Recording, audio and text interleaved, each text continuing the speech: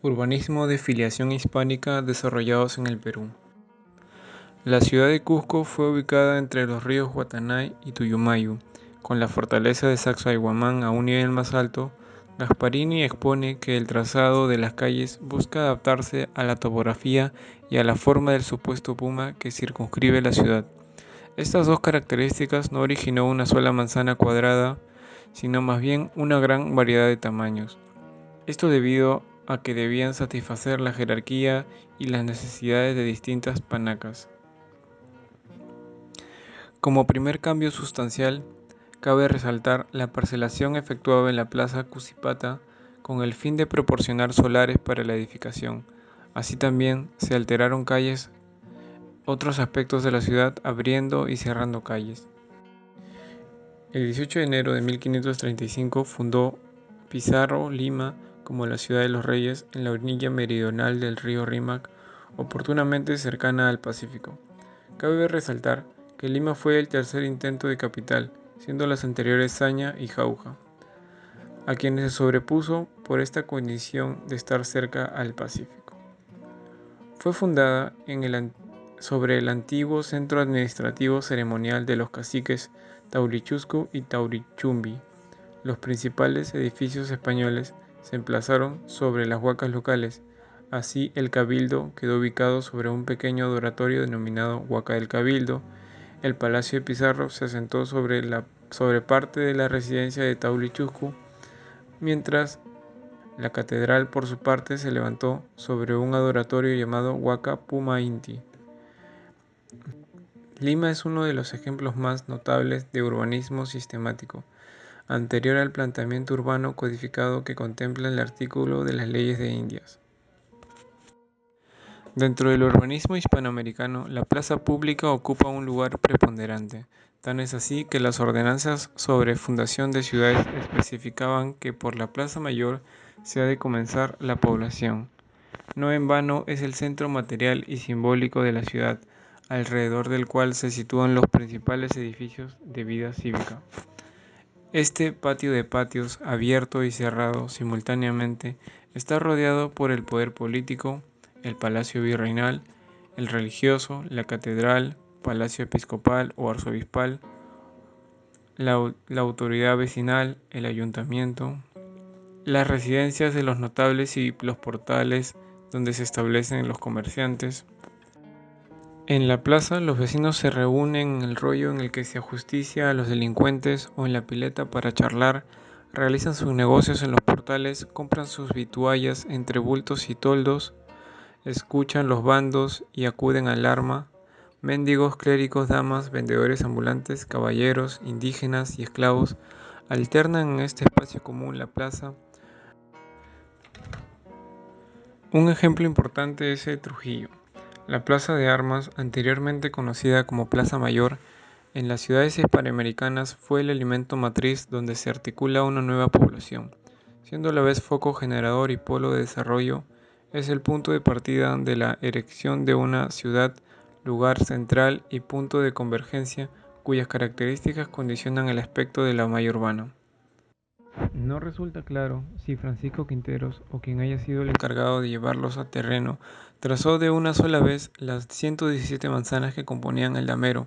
Esto parece poco probable, pues además de mantenerse la ocupación inicial, principalmente alrededor de la plaza, y haber muchas manzanas sin ocupar, sabemos que las calles más alejadas del centro del damero hacia el sur, sobre todo, no siguieron en absoluto el orden urbano determinado por el damero, por lo que no pueden haber sido parte de la lotización inicial.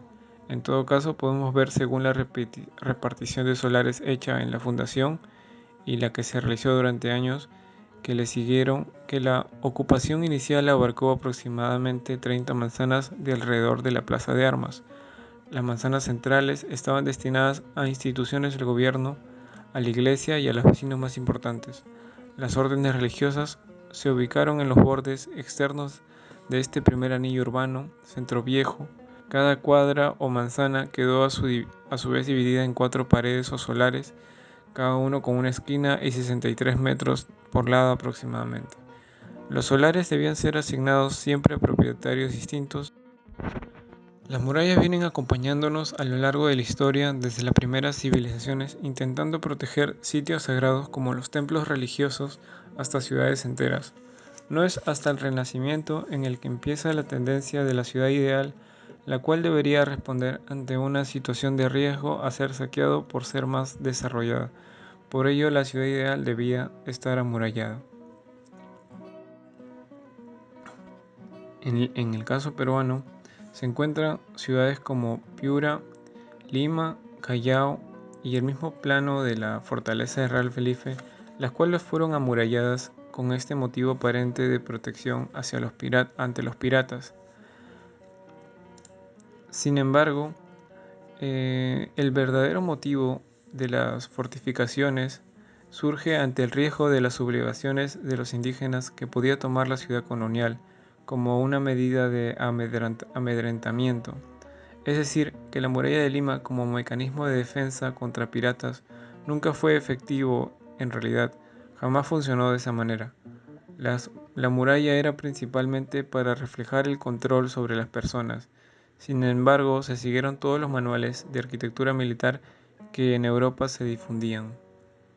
La ideación artística que predominan en alféreces españoles del siglo XVI. España estuvo invadida durante 800 años por los moros. Durante esta época hubieron muchos factores religiosos y de conquista territorial que influenciaron de manera significativa gran parte de la zona sur y una importante zona norte de España.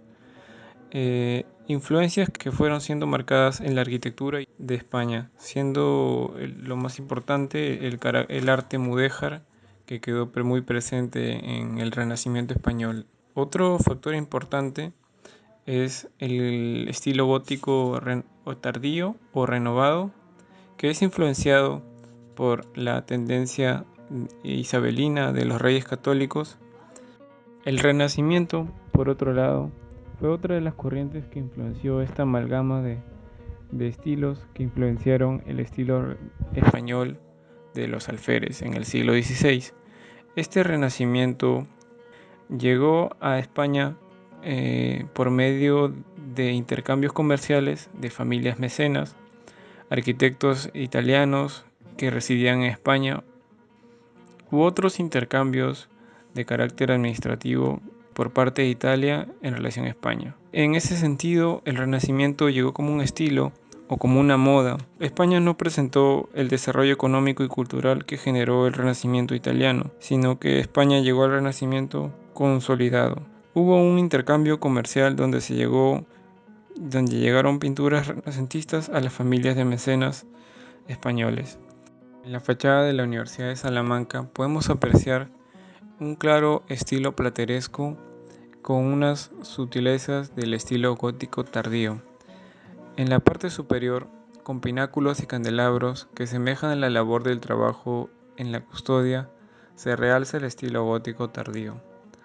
En la fachada se puede ver el estilo plateresco en su máxima expresión. En esta especie de tres cuerpos, en el nivel 3, podemos apreciar los edículos con figuras mitológicas y alegorías. En el nivel 2, el escudo de Carlos V, rodeada del águila bicéfala, el águila de San Juan y dos medallones, además de algunas representaciones de Hércules o Heracles que engrandecían al rey Carlos V. En el nivel 1, el cuerpo rectangular está dividido en 5 calles, dividido por pilastras, trabajado como los plateros y de ahí el nombre de plateresco. En la Catedral de Toledo podemos apreciar una conjunción de todos los estilos que residen en el Renacimiento español del siglo XVI. Por un lado tenemos la planta renacentista e interiormente la reticularidad de los ambientes. La nave presenta características funcionales y armónicas propias del Renacimiento. Esto contrasta radicalmente con el estilo y el lenguaje de la fachada exterior, siendo el estilo gótico tardío en la torre del campanario con este carácter puntiagudo y elevado de la torre y el campanario con los pináculos alrededor, El arte mudéjar se representa en pequeños detalles de la fachada y de esta cúpula en la parte derecha, mediante celosías y algunos balaustres propios del arte mudéjar. El ideal de belleza en el Renacimiento. La Basílica de Santa María de la Fiore es la catedral de la Arquidiócesis Católica Romana, notable por su cúpula. Es una de las obras maestras del primer Renacimiento italiano. Destaca de forma singular por la grandiosa cúpula de Brunelleschi. Entre la altura total de la cúpula y el diámetro de la base existe una proporción de 2:1, en armonía con todo el sistema modular de la catedral. La posibilidad de construir la cúpula sin armazón se basa en el hecho esquematizado de realizar la obra de albañilería a base de anillos con la ayuda de elementos de integración vertical para los anillos sucesivos. Estructura tipo de espina de pescado.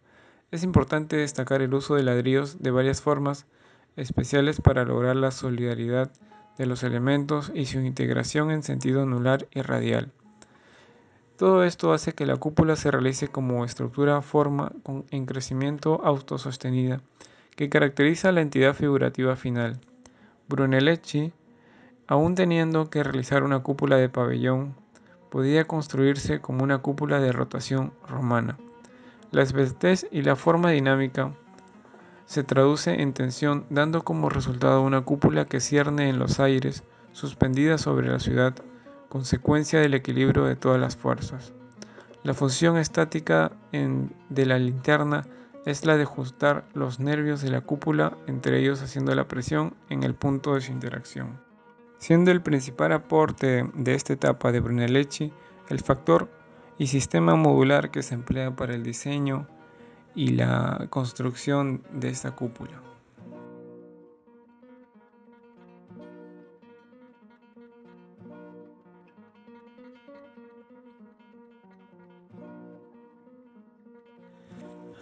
Vignola proyectó el nuevo modelo de iglesia inspirado tanto en los ideales de la Contrarreforma como en el espíritu de las nuevas órdenes religiosas. Este modelo fue la iglesia del Gesù de Roma, el enclave fundamental de los jesuitas, un proyecto que fue adoptado en la inmensa mayoría de los países católicos. Esta iglesia es de una sola nave, de casi 18 metros de luz, cubierta por bóveda de cañón, sobre pilastras pareadas e iluminada por lunetos abiertos en la propia bóveda. El transepto no sobresale lateralmente.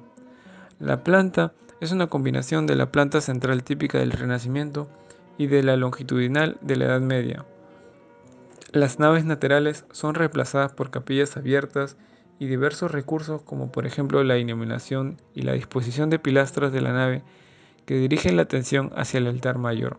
Para esta iglesia, Vignola proyectó un edificio de planta basilical, de cruz latina, de una sola nave con capillas laterales, para que se pudieran celebrar simultáneamente varias misas y en el que el espíritu misionero quedaba reflejado por la situación teatral de un púlpito a la altura de la intersección de la nave central en el crucero, de manera que el predicador pudiera dominar todo el escenario de la asamblea de los fieles.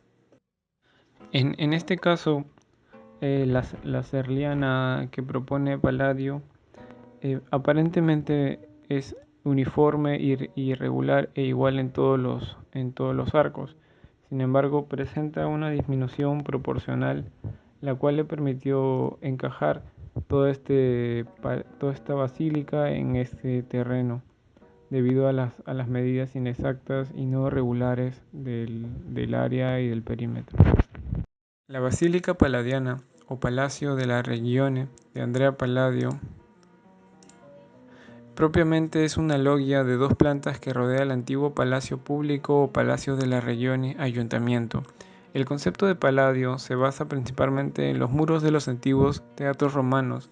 Los ejes verticales se articulan mediante vanos regulares en las distintas plantas y la presencia de semicolumnas. Los verticales se acentúan con cornisas que se destacan de las paredes.